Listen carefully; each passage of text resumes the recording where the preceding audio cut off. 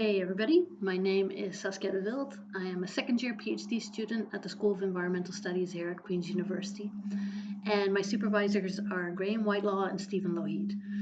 Today I'll be presenting about a paper that's very close to completion, titled The Voices of Thunder, Testimonial Echoes of Polar Bear Quota Regulations in Joehaven, Nunavut. Although I'm presenting by myself, there's of course a lot of people that have been working on this, amongst which community members from Joehaven, as well as students and other team members from the Bear Watch project. So this paper is part of the Bear Watch project, and there will be another session today with a lot more people that will be talking about what the project exactly entails.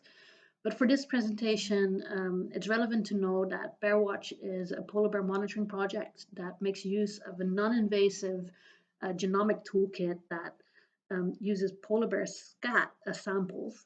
And we bring together genomic data from the scat together with indigenous knowledge in order to gain a better understanding of polar bear populations across different regions of the Arctic. Now, one of the community members that is collaborating with Bear Watch is Joehaven.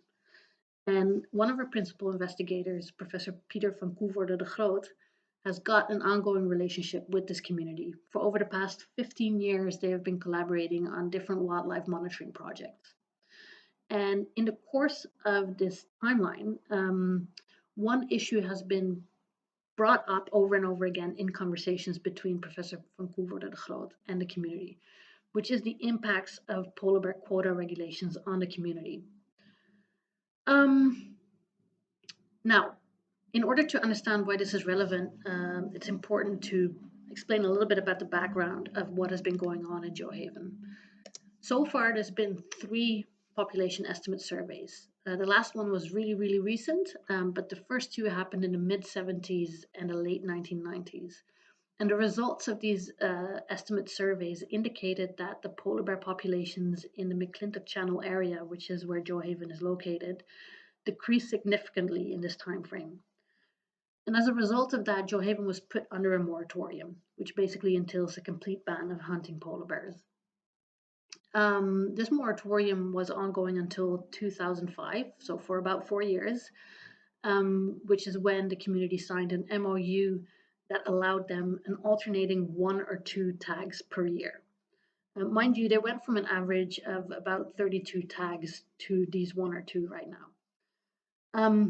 These amount of tags were ongoing until 2015 when the quota was increased slightly to 5 tags, but then straight away in 2017 they were put under another moratorium because Joehaven had been over-harvesting female bears.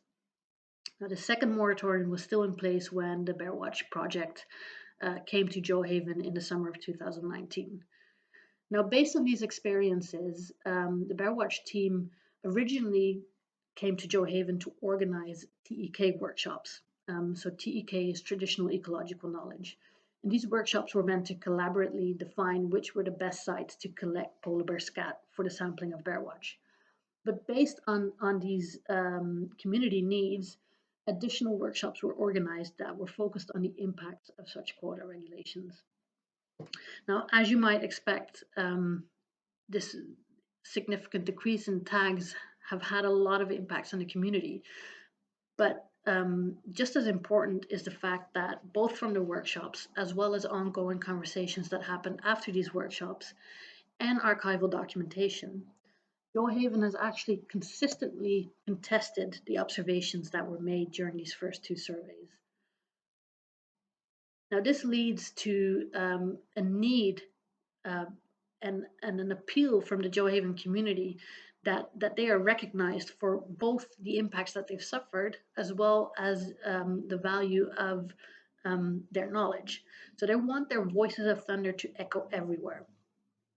And this basically entails that they want people to realize that these regulations have not only cost them a loss of income, but it has also meant a loss of culture and a loss of knowledge transfer between generations. At the same time, these regulations have increased the danger of polar bears around these communities because they don't have a lot of tags to then shoot them, which eventually results in an increase of defense killing in these communities. They also want the inherent value of IQ, which is Inuit traditional knowledge. They want IQ to be recognized as inherently valuable. And they also want IQ to be better integrated into research projects.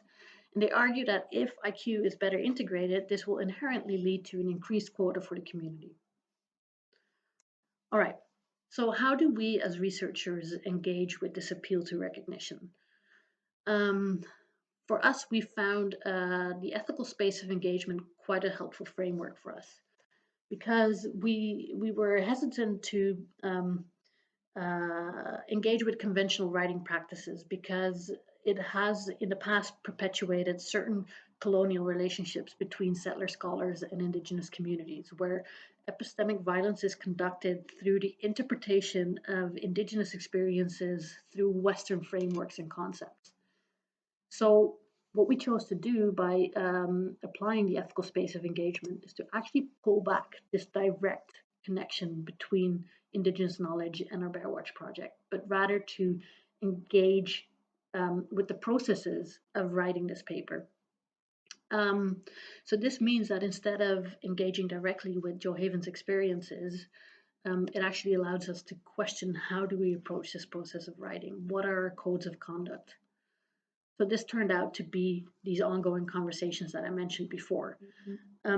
These conversations also allowed us to ask what are Joe Haven's guiding principles in collaborating with us on sharing these impacts of the quota, right? What is it that they want out of this collaboration? Which is where recognition was what surfaced. So the voices of thunder and all the elements of these impacts that they want everybody to know about. Now, recognition can take multiple forms. Recognition can be a tool to disseminate your experiences and to gain advocacy around your own interests. So we, as the Bear Watch Project, could contribute to those elements of recognition. But at the same time, we can also apply this to ourselves, right? Like, how do we recognize Joe Haven's experiences? Now, one way of doing that is self-reflecting on the impacts that have been shared with us during these workshops. And we've chosen to conduct a testimonial reading of these experiences as a way to self-reflect and to implicate ourselves in this narrative. So this structure altogether led to two knowledge products coming out of this. On the one hand, we're collaborating with Joe Haven to make an audiovisual resource, a digital timeline that represents these experiences from Joe Haven. On the other hand, we're writing this academic article in which we are presenting the experiences as shared with us during these workshops, and then conducting this testimonial reading on these experiences. So what really is a testimonial reading? Basically, it simply urges us to move beyond passive empathy, which could be a consumptive reading. What does moving beyond passive empathy look like? It's actually the question of how can we implicate ourselves into this narrative, and that's what a testimonial reading is. It's acknowledging that despite the fact that we were not there at the setting of the moratorium, we are still part of this larger social political environment of Northern research as researchers engaging with these communities today. A side effect of applying testimonial reading is that it allows us to take relational accountability, which is very much aligned with Indigenous values of conducting good research. So it's quite fitting, we think, in collaborating with communities.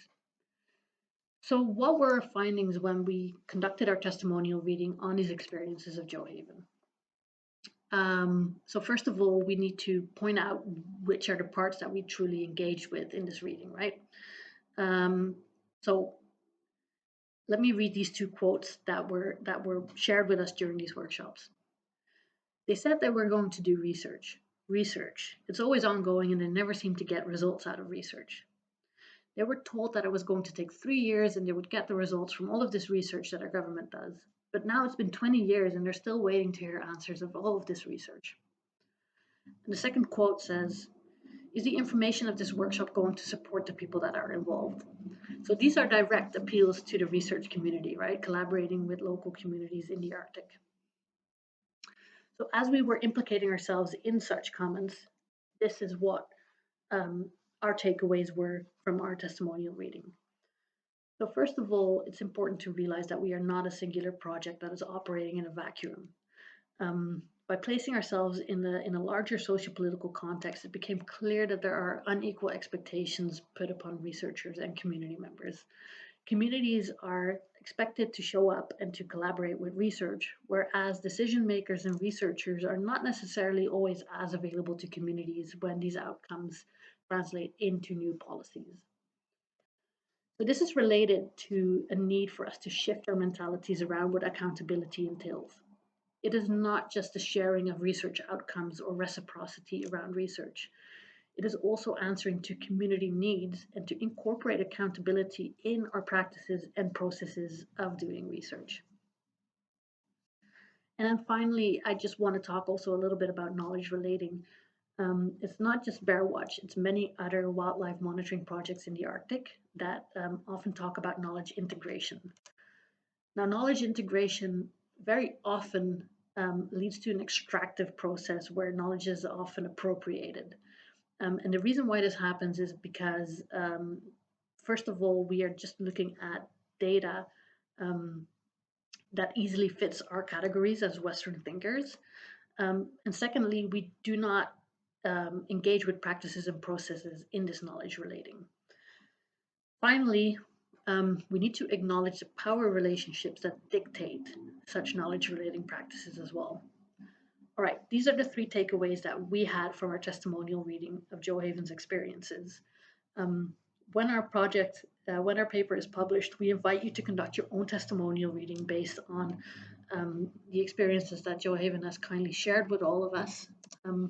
And hopefully we can each implicate ourselves in contributing to a more inherently equal research community in the Arctic.